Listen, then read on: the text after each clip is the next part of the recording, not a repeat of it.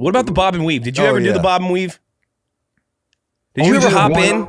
I only did it one time, Julian. So first of all, I'm way too slow. So, we scored from a long ways away oftentimes. So bob and weave was usually over by the time I got to the end zone. But I did try to stay out of it. I kind of, tried to let that be the other guy's thing, is that, whoever scored, and then our offensive linemen love to run down there and try to jump in and be a part of that bob and weave. And doesn't want to take the shine. That's a leader. Telling you, he's inspiring me right now. The guy you just inspire me. It was fun to watch everybody, just enjoy that moment. Like I got enough, the spotlight for different things and for what I was doing that season. It was fun for me to watch those guys have their moment and those guys get together. But that actually came from the late, great Frank Gans, who was a great special teams coach in the league. He was unbelievable in terms of the way he motivated guys. Quarterbacks never go to special teams meeting. But whenever we didn't have our own meeting, we would find our way in there because he was so great with motivation.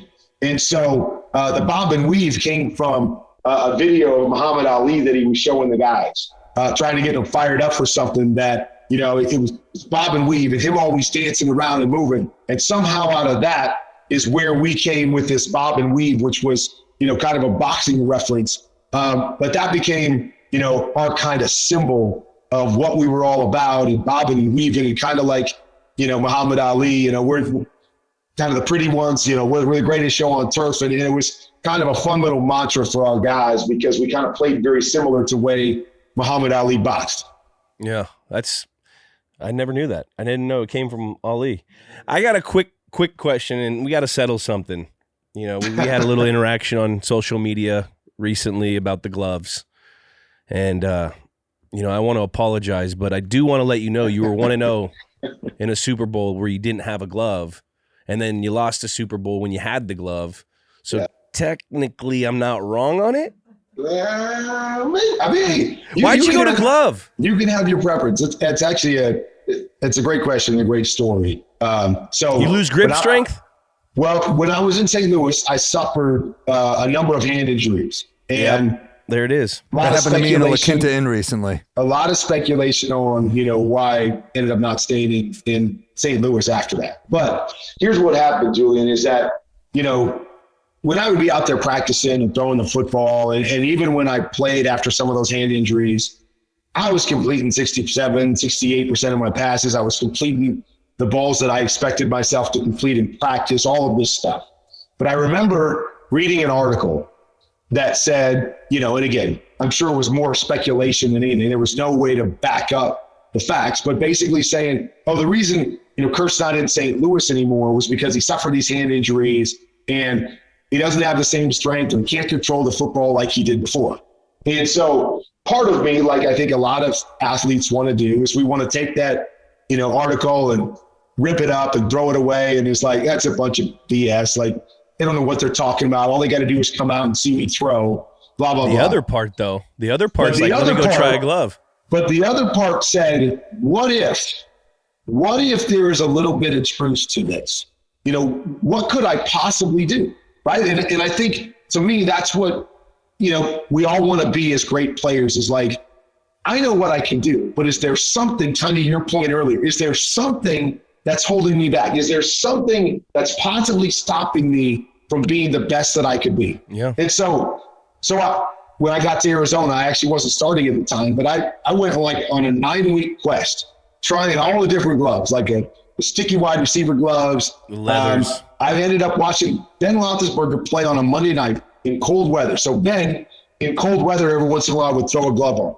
With the leather gloves. It was, the old leather gloves. And so I'm like, never even thought about that. I didn't even know they made them at the time. So I went and got myself some leather gloves and went through the process, started to get comfortable with the gloves. And I'll never forget that Matt Leiter was playing. He got injured, second to last game of the year in 06. And, so obviously I was going in. And I remember my quarterback coach coming over to me and going, "Hey, Coach Green wants to know, are you really going to play with those gloves?" Because I had never played in a game with the gloves before. I had just been experimenting in practice. And I'm like, 2 games to go. We're not going anywhere. I mean, I've been trying this out. We got to give it a shot. So played in that game, played really well in the last game. And then I said, okay, this is a full-time thing now. So from then on, I got the gloves, I wore the gloves. And before you ask that question, Jules, I'm just going to say, to this day, I have no idea if the gloves help me or not. Like, there's not one thing I could point to say, oh, yeah, when I put the gloves on, I threw the ball better than I did. I don't know. But my whole point was it didn't hurt me. So, and I wanted to make sure that nothing held me back from being able to accomplish what I wanted to accomplish. And so it all led back to that one article where someone was critical of me going, hey, I got to challenge both sides. And that was in 2006. I was at Kent State 2006, 2007, 2008. And I was playing quarterback. I remember seeing him wear a glove. So I went and wore a glove. And the reason why I always said I don't want to go with the quarterback who's wearing a glove, because then I was only doing it because I couldn't throw. I couldn't grip the ball. I wasn't a good thrower. So I was trying to get anything, like he said, to get you got the a pretty best high passer rating. High passer rating, but it's different. But like, so going back to the point of me not liking quarterbacks with gloves, because I was that quarterback that was already pre-snap thinking, hey, is this glove going to work? If I'm thinking about my glove, if I'm thinking about my grip, like, how am I supposed to read a defense, get a play communicated, go out and, like, that should be the last thing I'm thinking about.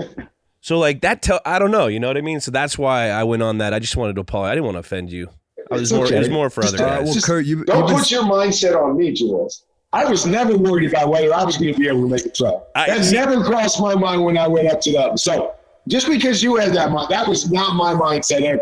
I know, but I've also thrown with thousands of quarterbacks, and anytime a guy comes on with the glove, I mean, I've done a little data analysis. Okay, analysis. Bring it on. Bring it on. I'm waiting. We're gonna go out. We got to run some routes. I've been training with some young guys, and so I got to throw it every once in a while. Let's go. I'm ready. I'm ready. I've been training. Let's go. Kurt, gloves and all. I'm going to change your mindset on the double gloves and the quarterbacks that you want to play with.